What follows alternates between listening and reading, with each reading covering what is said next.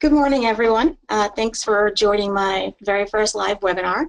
I'll introduce myself before we get going.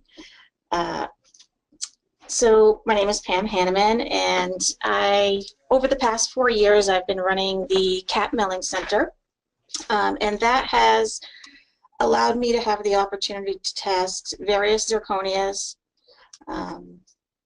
form my own opinion about them, and really get to know what's out there and what's available.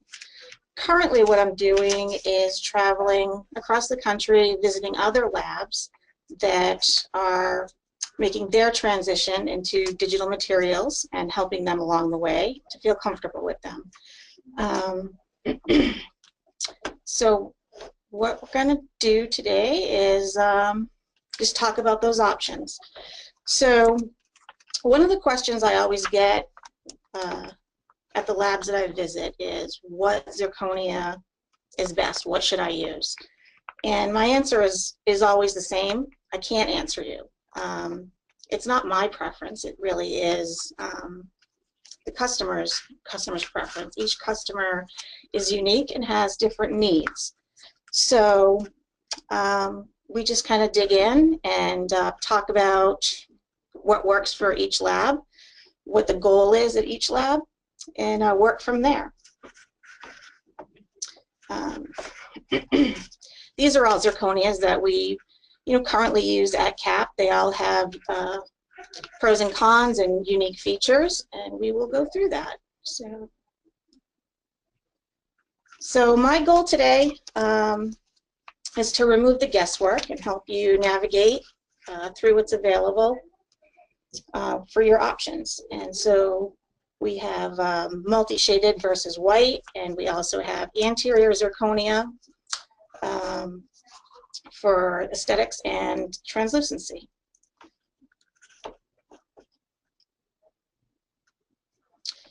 So we're going to start off with white zirconia, traditional white disc. It is ideal for strength and customized shading. Technician really has a lot of control. We've all sort of started with the white disc back in the day. It wasn't always the greatest. We had some, challenges with aesthetics, and shading was very technique sensitive.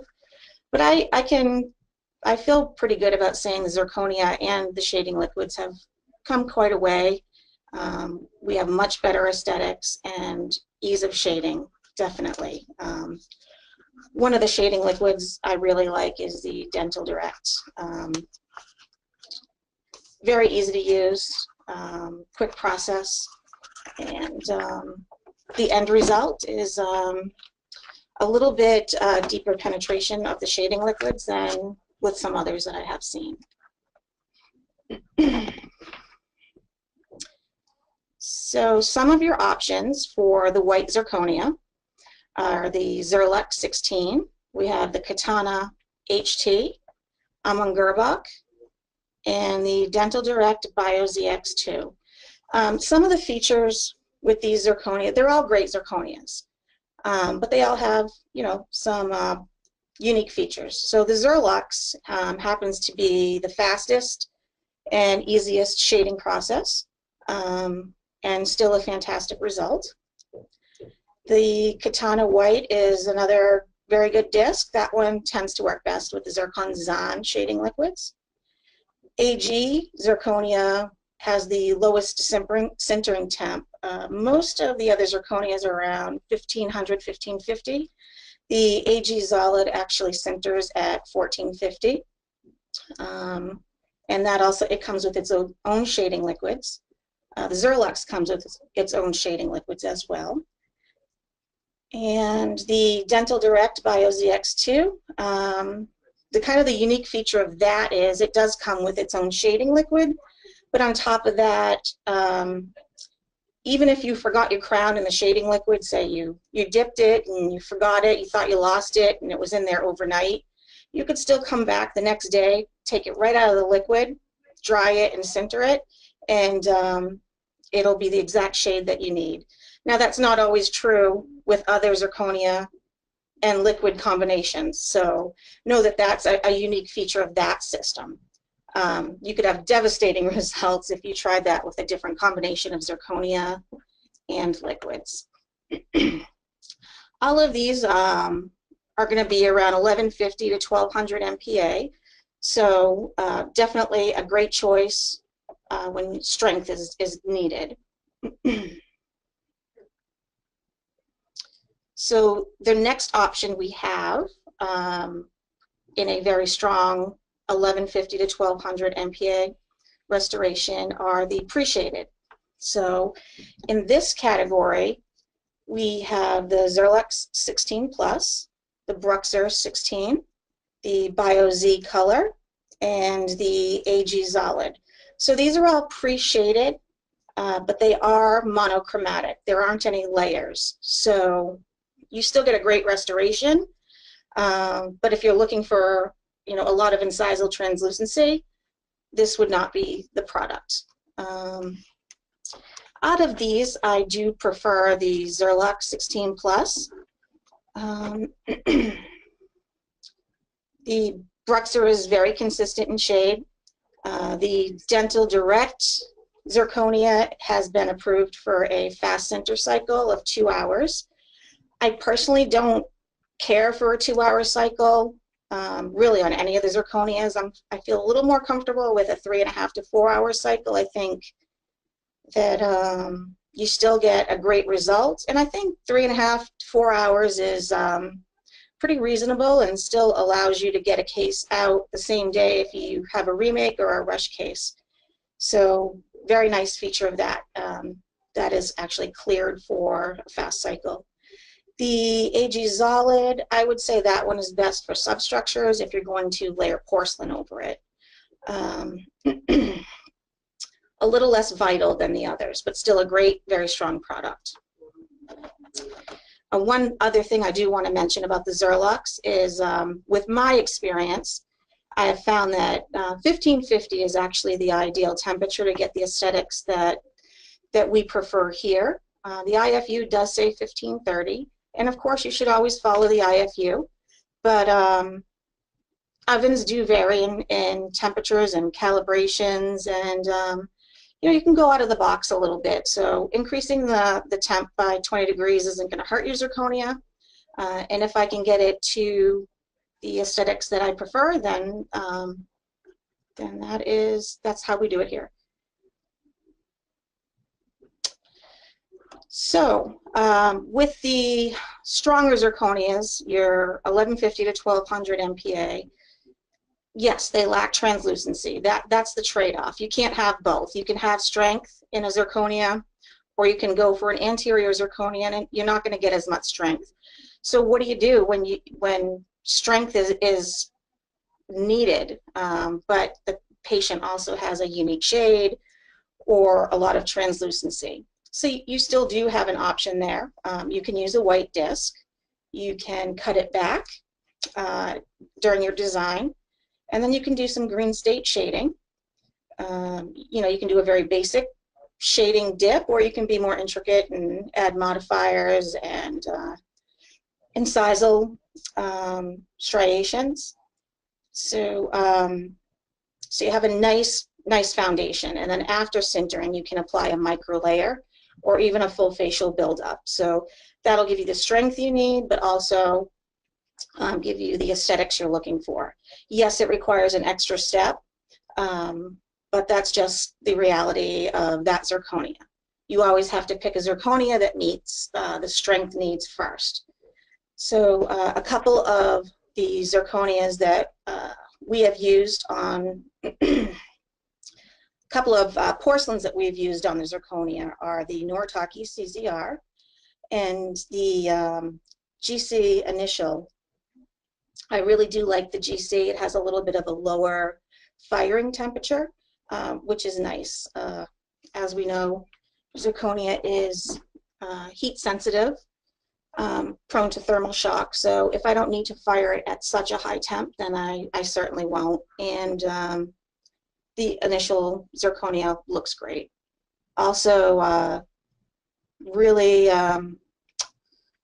true to nature, tissue shades. So if you are doing something like a screw retained bridge and you've pre-shaded it with some pink tissue shade before sintering, that gives it a really nice foundation, and then the porcelain on top just looks very natural. And if you guys do have any questions, I'll answer them after we go through the presentation.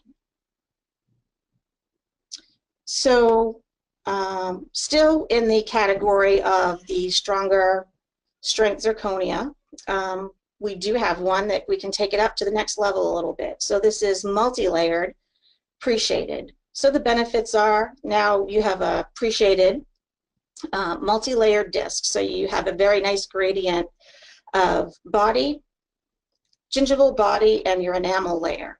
So the zirconia coming straight out of the oven is going to look much more lifelike and already have incisal. You can also control the incisal, how much or how little, by where you nest the unit in the puck. So you have a little bit of control there as well. The nice thing about pre-shaded is you get consistent results with a natural gradient. You don't need to layer because you already have the incisal in there. I would not suggest this option for a large bridge due to some nesting limitations. If you have to angle the bridge a little offset in the disc, you're going to get a incisal edge that will vary, and you may not like where your incisal layer ends up. So for a large bridge, I would just stay with the white disc and do some green state shading, or a pre-shaded disc and do a cutback and then layer your incisal on there.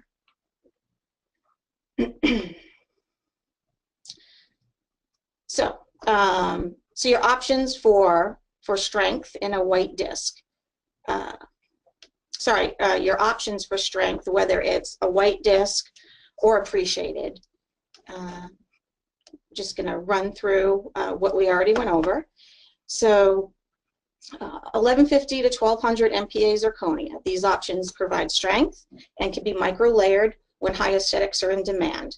So those options are Zirlux Pre-Shade, Zirlux White, the Dental Direct Bio ZX2, and the Dental Direct Bio ZX2 Pre-Shade.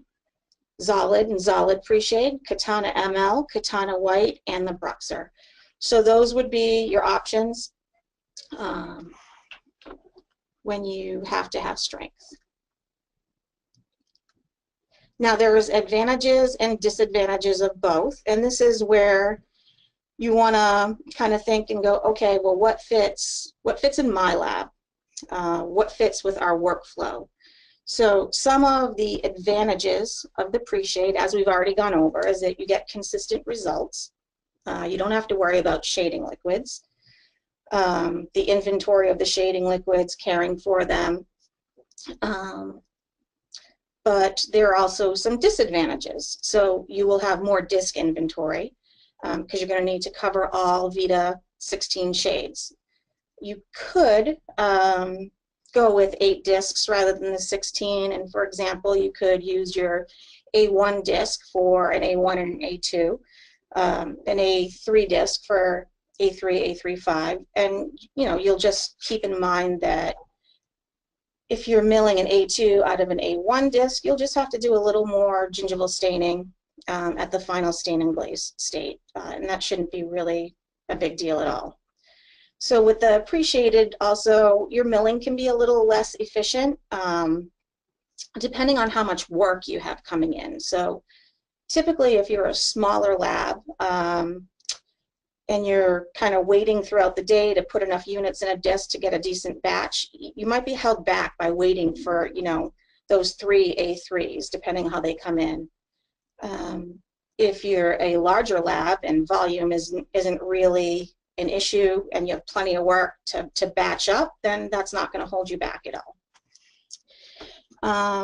So some of the pros of the white disc are customizable shades. I think that's really the big thing. The technician has a lot of control. You can really do some amazing custom shading with that. You can also do a very quick and easy dip process where you apply some incisal and then dip it in the dentin.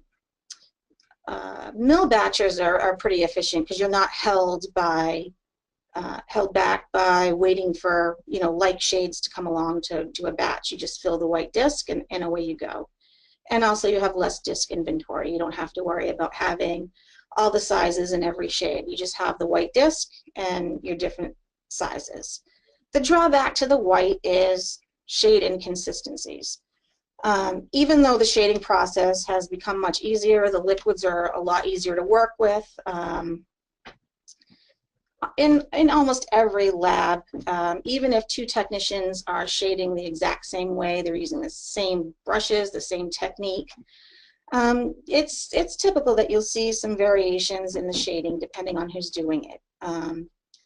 And that could be anywhere from a very minor difference to, you know, a pretty big difference. And also you have an extra step before sintering. Your batches will go quicker because you can nest, you know, more freely, but there is that extra step of actually doing the shading and having to inventory also the liquids. So this is really where you would be deciding, okay, do I want to go the pre-shade route or do I want to go the white route? And there really isn't a right or wrong. It's just what fits your lab, what works for you. Here at CAP, we do both because we're not a lab. We're actually a milling center, so we really need to provide a product for our customers, all of our customers' needs.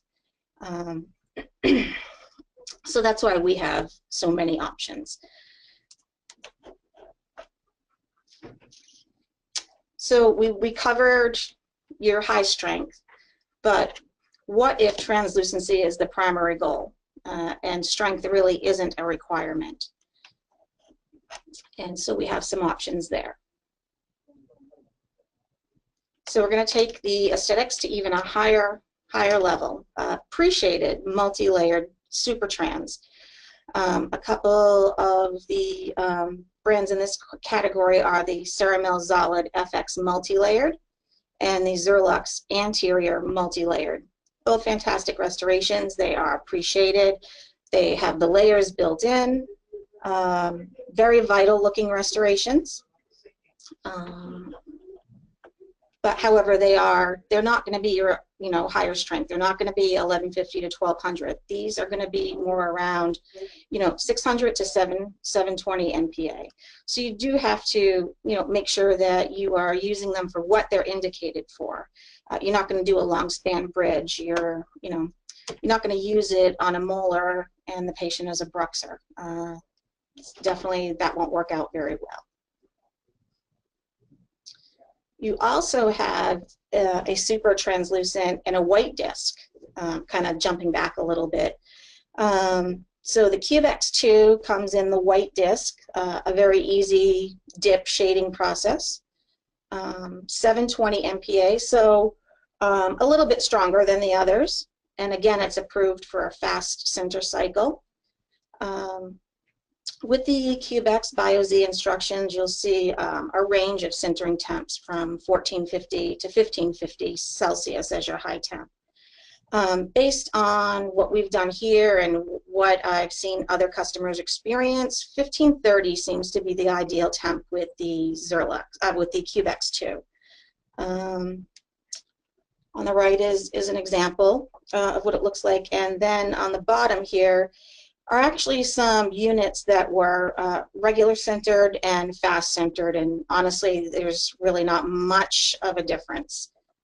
You can see a little bit more of the prep coming through on the one all the way to the right, but to a really trained eye, yes, you can see that the zirconia that was done on the fast cycle is a little higher in value, not as translucent, but still a really good result. So again, that's the nice thing with the Dental Direct products, that you have the approved fast sinter cycle. And the other anterior zirconia is the multi-pre-shaded Katana,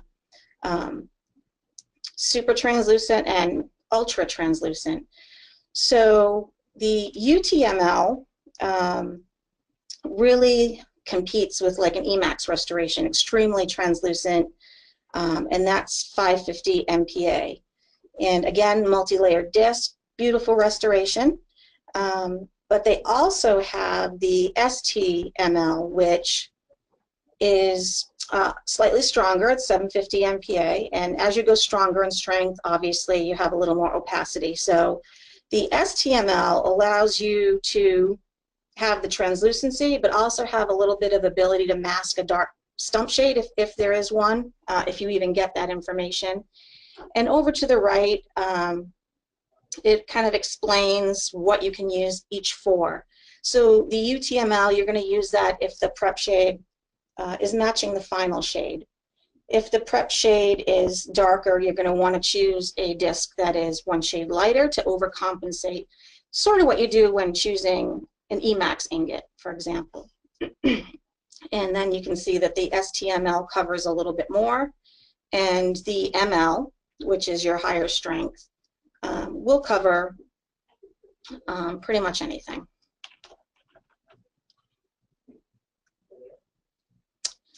So if you have a high aesthetic demand in the anterior region, you can use the zirconias that we just went over. So the Zirlux Multi-Anterior, the AG Zolid Multi-FX, the Dental Direct Cube X2, or the Katana UTML or the STML. And again, I have to stress, make sure you use them what they're indicated for. If you're using them in a contraindicated manner, then you're prone to having some fracturing or failure of those units, and you certainly don't want that. And yes, zirconia can really be translucent. I would not have agreed with that statement about 4 years ago. And I think most people would share that opinion. But we have come such a long way. We have so many options.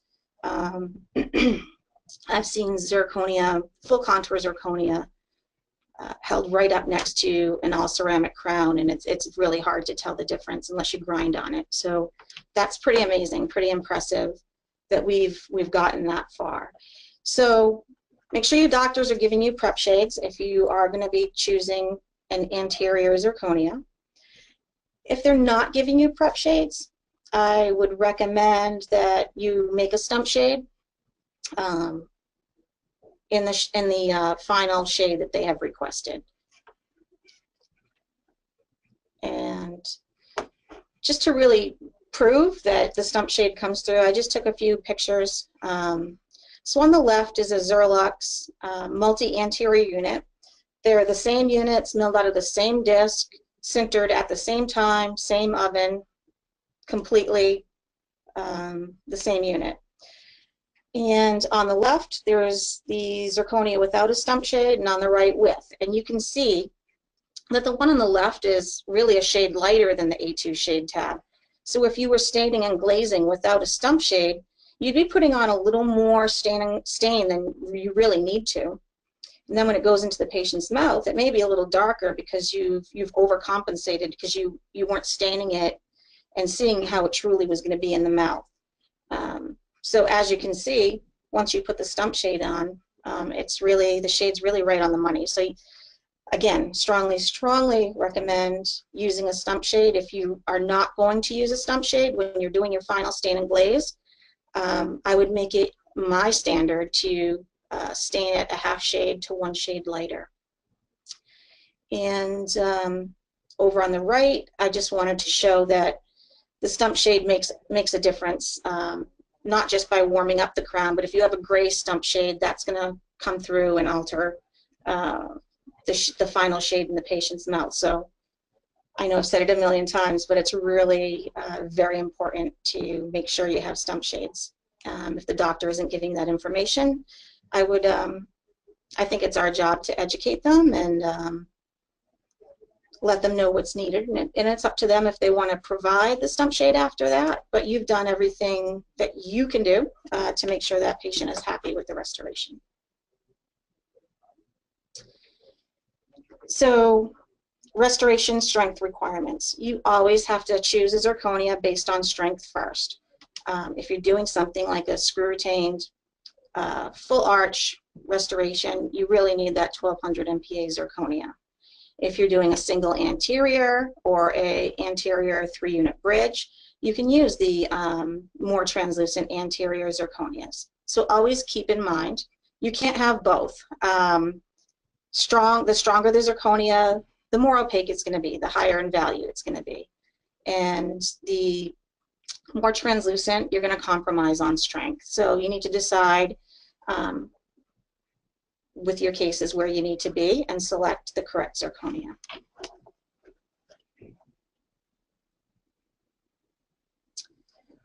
One other thing that I do come across is the tools being used on the zirconia.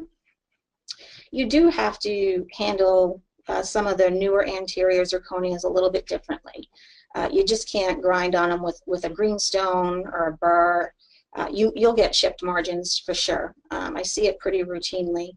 So really make sure that you're treating those anterior zirconias the same way you would handle, you know, an Emax crown. I always go for a rubber wheel at the margin. I never use a stone or a burr. Just a nice, smooth, aggressive rubber wheel. You know, the white rubber wheel is always, the white diamond impregnated silicone wheel is always a good choice. But really very important. Or you're going to see fracturing at the margin, chipping, and again, make sure you're not heating up your zirconia as you are grinding on it. And then when you are, you know, testing zirconia, are you getting the best shades possible? So it's very possible you could be testing a zirconia out and think that the shades are not good or it's not a good product. And really, it's not the product. You could have some issues with your sintering. If you are getting greening on your units, that's an indication that your MOSI 2 heating elements may be contaminated. If you are getting units that have too much chroma or they're high in value, that would indicate that your furnace temp is a little too low. And if you notice that your units are too low in value or too gray, that's an indication that your furnace temp may be too hot.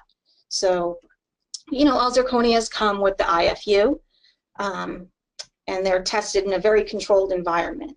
And as you know, laboratories are not as tightly controlled. We all have variances in our ovens, whether it's the purging or the calibrating, we all have variances. So you can't just, you know, test it, sinter it once, and then, you know, decide that way. You really do need to make sure before you test a zirconia that your oven is clean, it's purged.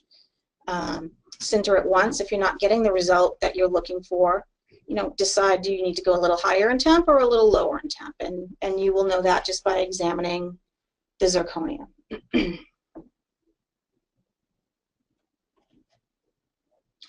So contamination. So in order for your zirconia to be the best it can be, to get the exact shades, I really recommend weekly purging.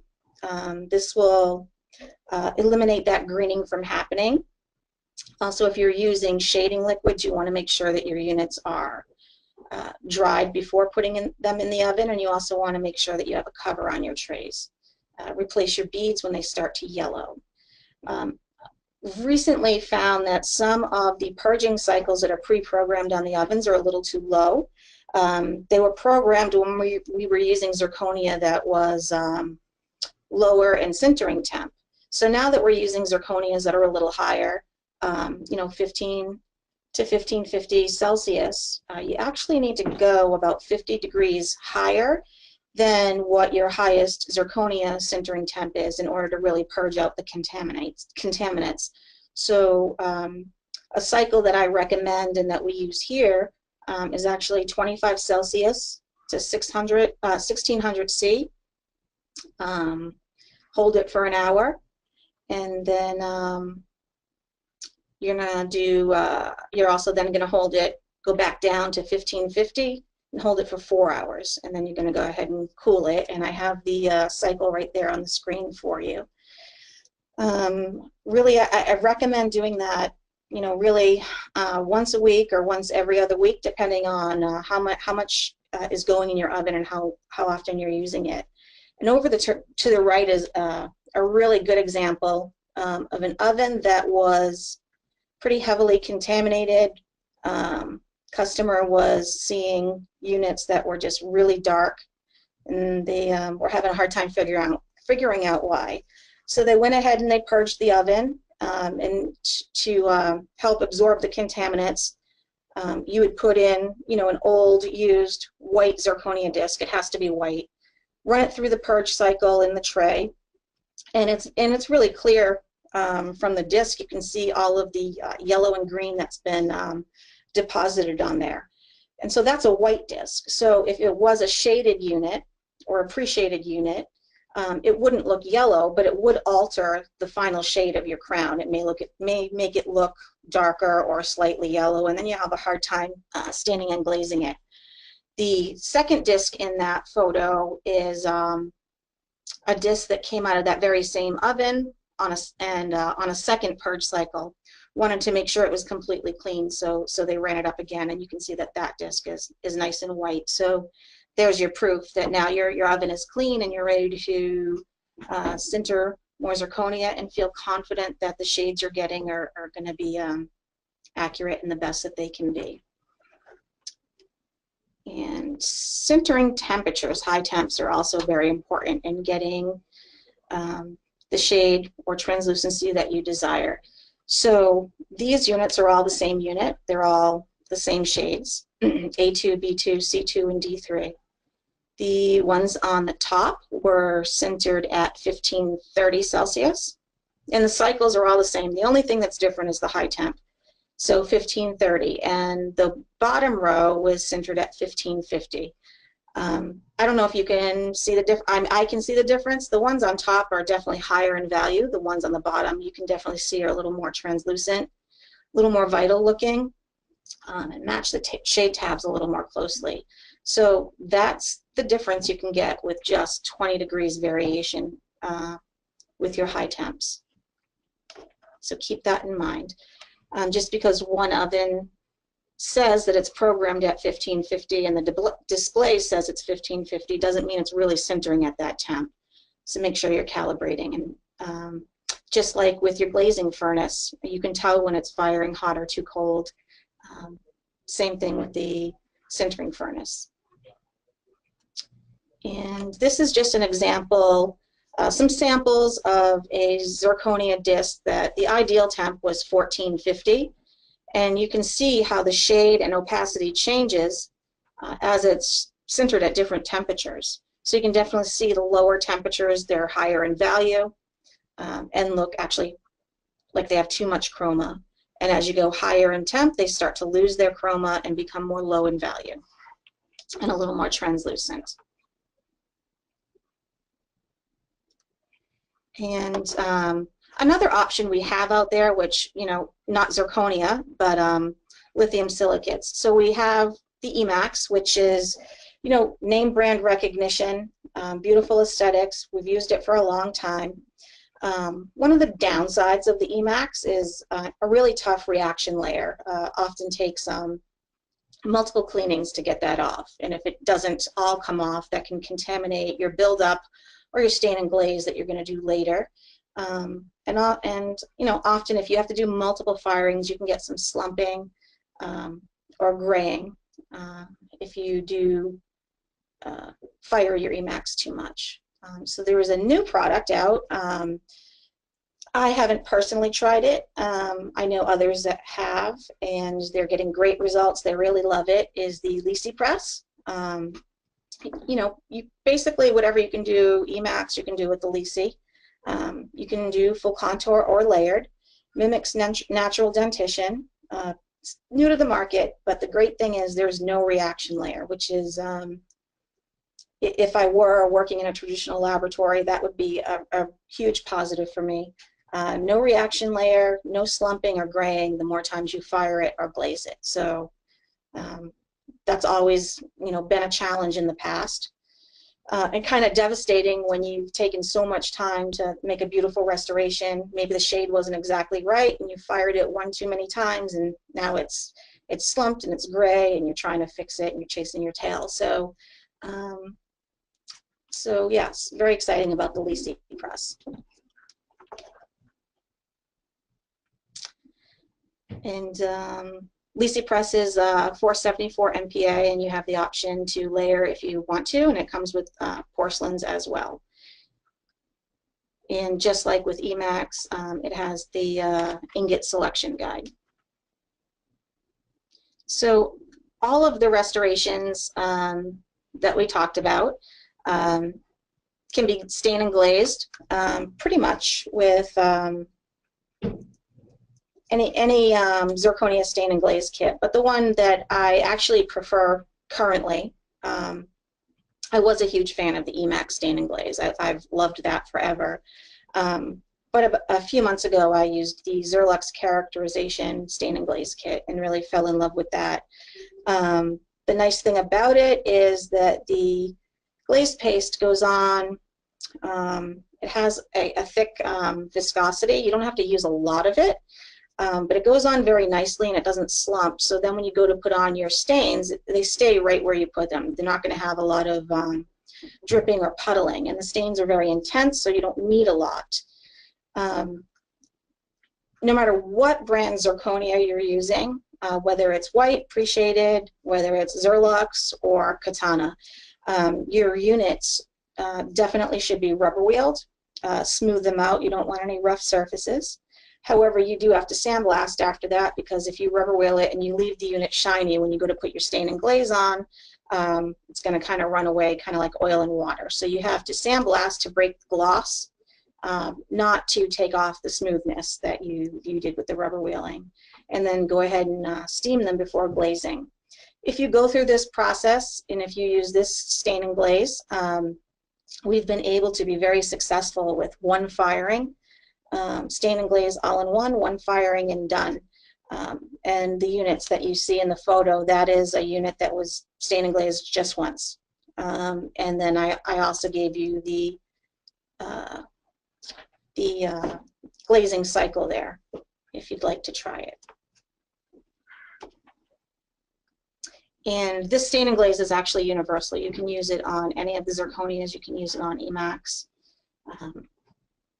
Very happy with it. The other really great stain and glaze for any of these restorations is the GC Luster Paste. The nice thing about the GC is it actually has a fine porcelain particle base. So not only can you use it for stain and glaze, but you can actually use it as a wash coat before you're going to do layering. And because it is porcelain, you can actually, you know, build up mamelons. You can do some dimensional characterization, fire it on there, and then you can layer right over it. So that's really nice if you're doing an intricate custom shade. That's one of the benefits of this product.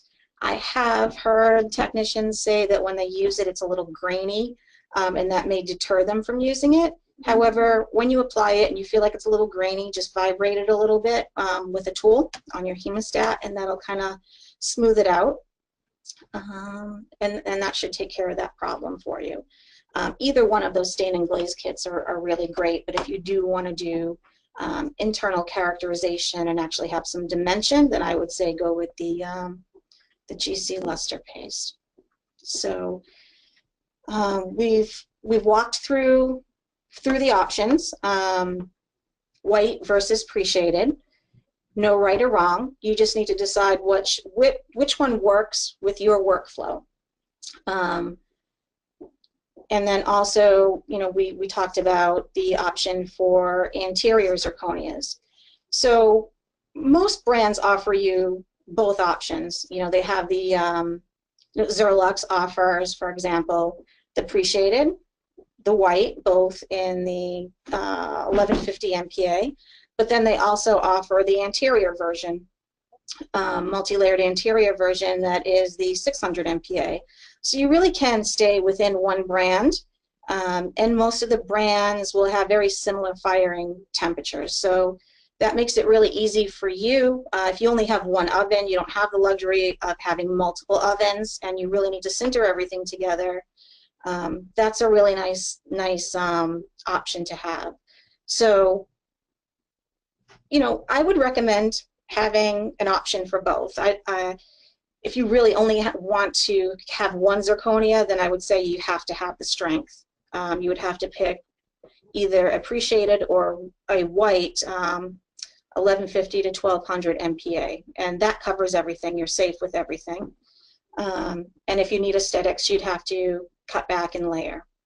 But I see that, you know, most labs will have 2 zirconias on hand, one for the stronger restorations and one for your anterior restorations. And again, you know, trying to stick with one family of zirconia will definitely be a benefit for you, so you can center them together. So I hope that was helpful for you.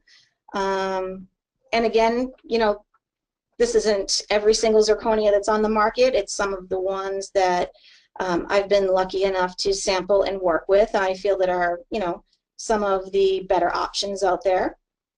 They all have their own unique pros and cons. I haven't seen one that's completely perfect. And again, everybody has different preferences, so there is no right or wrong. It's whatever fits your needs in your lab. And I hoped, you know, going through this made things a little clearer for you. If there are any questions, I'm happy to answer them either at the end of this webinar, or you can always contact me here at CAP. And so I guess one of the things that you can ask yourself is, you know, if you feel comfortable answering any of, you know, these 4 questions here, then, you know, you should be able to decide what zirconia is best for you. So anterior number 9 stump shade is badly discolored, but 8 is very translucent. The solution for that would be you would need to use a more opaque zirconia, which would be your higher strength. So you'd want to use one of the 1200 MPa zirconias. But you're never going to get that translucency if you don't do a cutback and layer and size-alon. So that really is your only option for question number 1. Question 2, you have an older patient that is a bruxer, grinding their teeth, and they're replacing a 3-unit posterior bridge. So they're an older patient. They probably don't have any incisal left, especially since they're also grinding and bruxing their teeth. Definitely going to need to give them something that's very strong. So for them, I would do a pre-shaded 1200 MPa zirconia. You could always do the white as well and shade it and just not put any incisal on it, just shade it, you know, in the dentin. Those are your 2 options there. If you had a 4-unit anterior singles, a young patient with a lot of translucency, no discolored preps, very important, no discolored preps, then you could use any of the anterior zirconias. Make sure that the doctor gives you a prep shade, and you will have an amazingly beautiful restoration. Guarantee it will compete with Emax and look very, very lifelike. And then lastly, if you had a screw retained bridge and the patient has a custom shade, what are you going to do there? You have to go with a strength option, so one of your 1200 MPa zirconias. Patient has a custom shade, I would probably use a white disc so that I could go in and do some customized green state shading on that. You could even do your customized green state shading, but do a cutback first, and then after it's sintered, you could do a micro layer to add even some more incisal translucency. So I hope this helped you out, and thank you for joining me on my first live webinar. Have to admit I was a little nervous going in, but I think I made it through okay, and I look forward to doing some more, and I really appreciate you sharing your time with me. Again, if there are any questions, please don't hesitate to contact me here at CAP, or you can certainly ask some questions in just a moment. At the end of this presentation, I did also just put in some useful charts just in case anyone needed them. And the webinar will be available, so you can always go back and look at this afterwards. Yeah, yes, I'll get to them. So various sintering cycles, porcelain cycles, glaze cycles for pretty much everything that we went over. And here's an adorable baby sloth. just because it's cute. So I'm going to get to some questions here. Let's see what we got.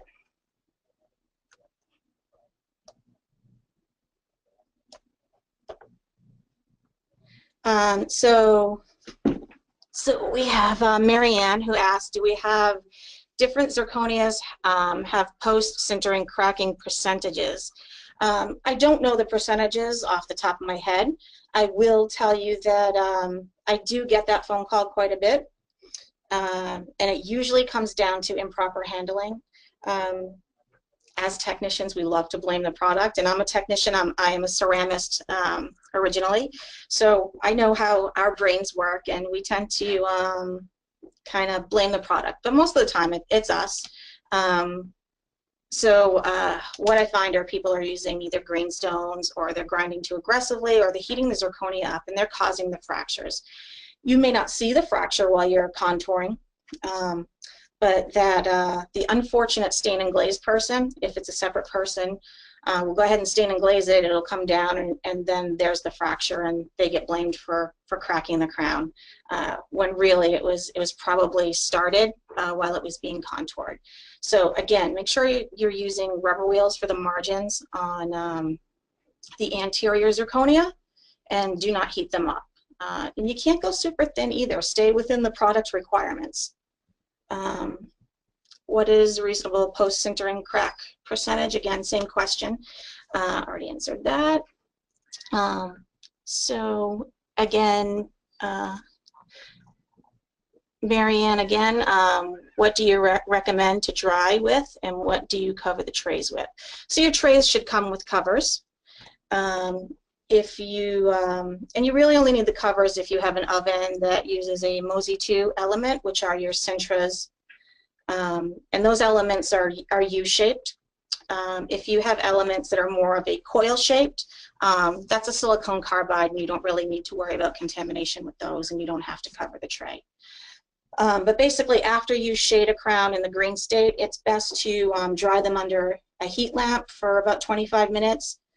You can even use a toaster oven if you want, like on 150 to 200 degrees, just a warm temperature, and fully dry them out so that the byproducts in the liquid are not burning off in your oven and contaminating the elements. So we have a question from Mark. Can you do a 3-unit bridge in the posterior with the anterior zirconia? I would only go up to, well, again, they do differ. Some of them have different indications. For me, I wouldn't feel comfortable going into the molar area. I would do up to your second bicuspid. And again, with a 3-unit bridge, you could do a 4-unit bridge as long as there's only one ponic. You know, if you had 2 abutments, a ponic, and then an abutment, you're also safe to do like a 4-unit. So from Kelly, we have my Bruxer zirconia is coming out with white dots.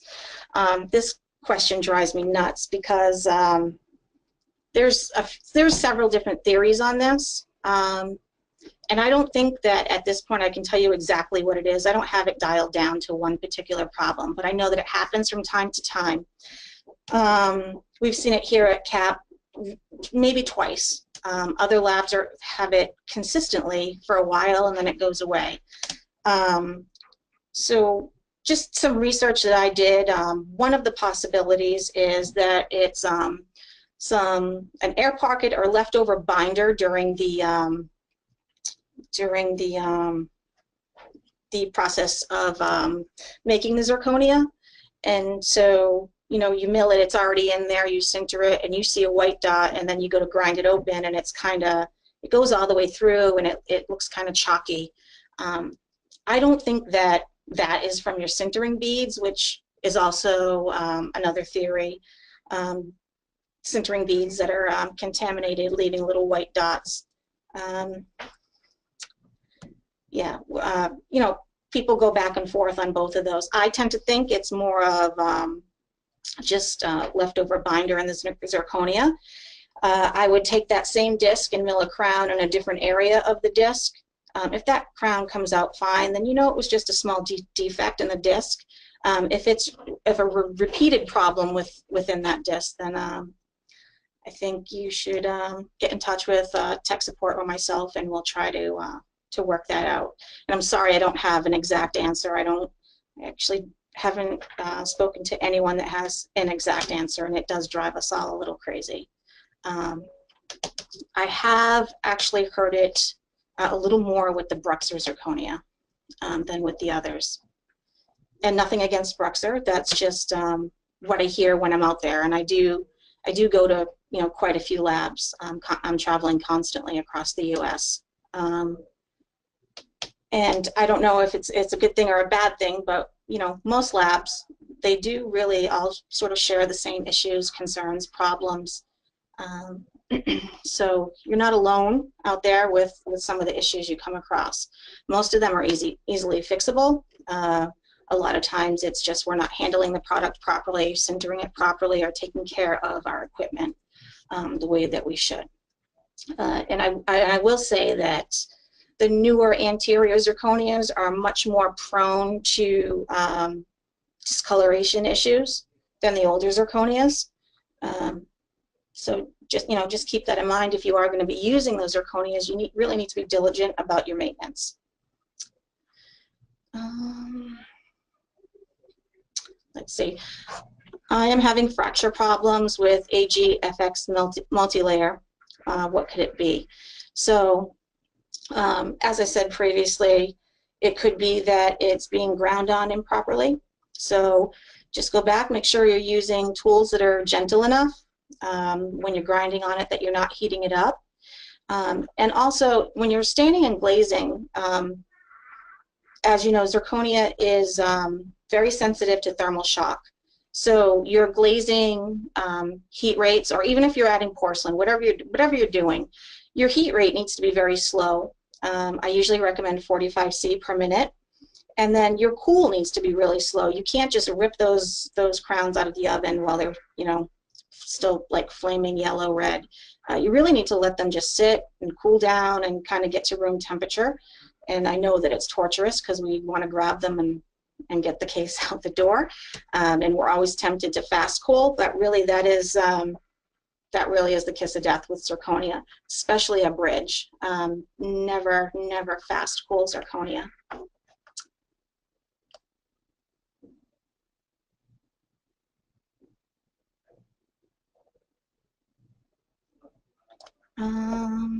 Let's see.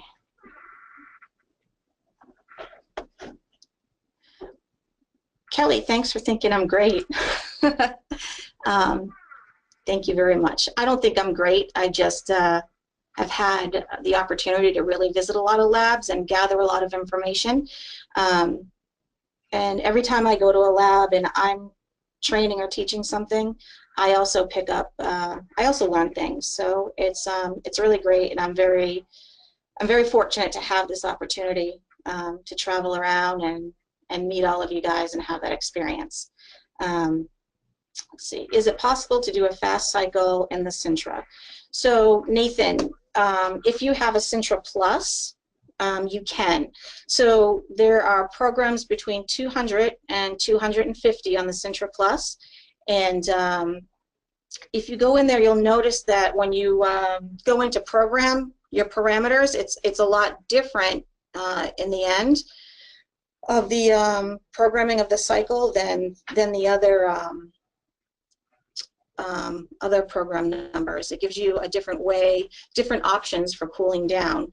So how it works is the oven will actually open at a much higher temperature than it normally does, and I believe it's 900 C, and it'll open just a little bit incrementally and open a little more, and so it's opening like a porcelain furnace, and because it's opening just a little bit at a time, it's allowing it to cool faster, whereas on your other cycles that door doesn't even drop until a lot lower of a temperature. So yes, you can use a fast cycle in the Sintra Plus. I am not 100% sure if on the Sintra you can get an upgrade. I'm not sure, or an update. I can certainly ask about that. You can email me, I can get back to you. Or you could call tech support as well. I want to say there is an upgrade, but I'm not 100% sure. So Bodhi Khalife wants to know if it's okay to use an air hose to cool down the furnace. Absolutely not. That is a huge no-no. So not only can you cause fractures on your units, you're also going to lessen the life of your furnace. You are torturing the heating elements, the tray. It's just a bad idea all around. So I would strongly recommend you not do that. So yes, Bodhi, definitely not a good idea to ever do that.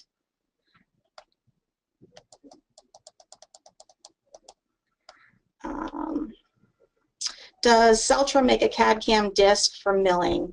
I apologize, I'm not 100% sure.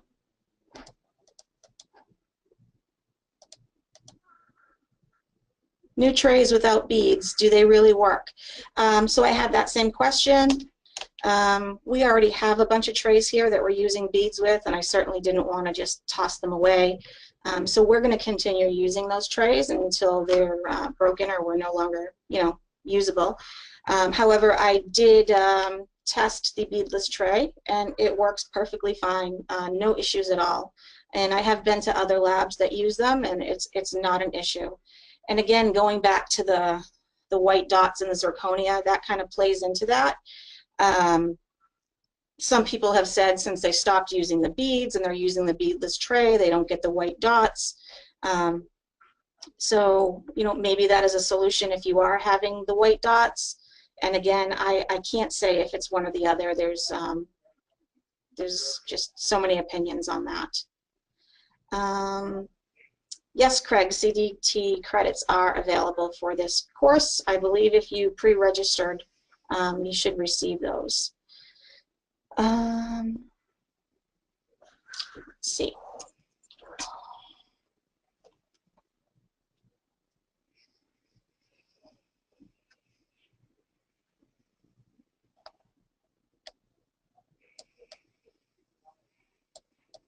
Sorry, I lost my place. So question from Ivan. Case is a number 8. Shade is OM3-ish over a 9 stump shade. I was going with milled Emax LT. Also needs incisal trans. So stump shade 9. I'm just gonna quickly go back and just double check what 9 looks like.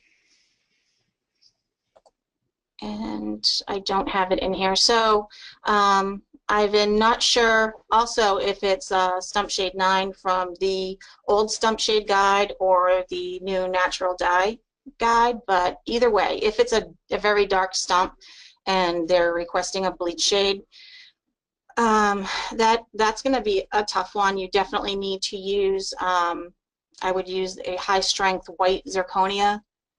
Probably do a custom dip in the shading liquid, and I may also do a facial cutback on that. So I'm using the zirconia to mask the stump and layering the porcelain to get the translucency I need, and I would also request that the doctor use an opaque cement, and I would definitely use well, I would ask the doctor to use some try-in paste before actually cementing it to figure out which one is going to work the best in this situation. So also having trouble with bonding. So technically,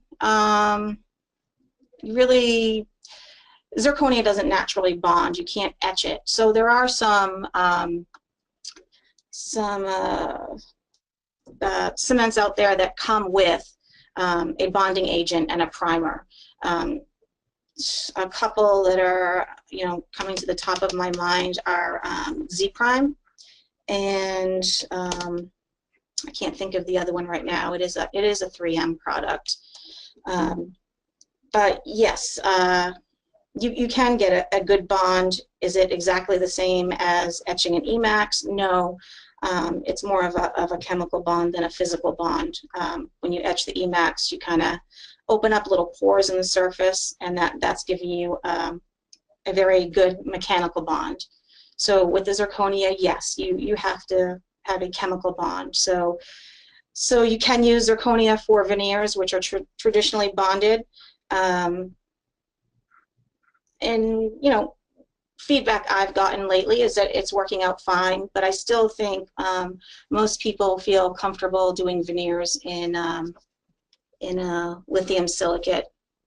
I don't really know how many people are still doing foil veneers. I did see it at one lab recently, and I was actually surprised. It kind of brought me back to the old days. And what a pain in the butt it is. So why do zirconia cracks happen right out of the sintering oven? Well, you could have someone that's taking an air hose to the oven to try to cool it off, you know, quickly because they're in a rush. You could be too aggressive in the post-processing. Maybe someone's aggressively cutting the sprues off, causing like chatter while you're actually cutting them out, and maybe you're just not seeing the fracture until it's sintered. Those would be, you know, the two things that I would say. But that, you know, you shouldn't be seeing that. I would look into how they're being post-processed. Ralph. Thanks, Ralph.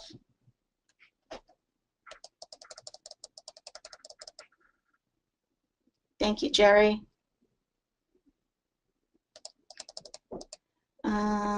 Kelly, bonding. I think they use Ivoclar before ceramist. Thank you for that. So Kelly offered, I think they use Ivoclar before Ceram R cement. Not up on all of the cements at this point, since I don't really go to dental offices anymore. Thank you, John. Thanks, Kelly. That looks like that's it for questions. Again, thank you guys for joining me. And you know how to reach me here at CAP. If you have any other questions, I'm always more than happy to help out. Have a great day.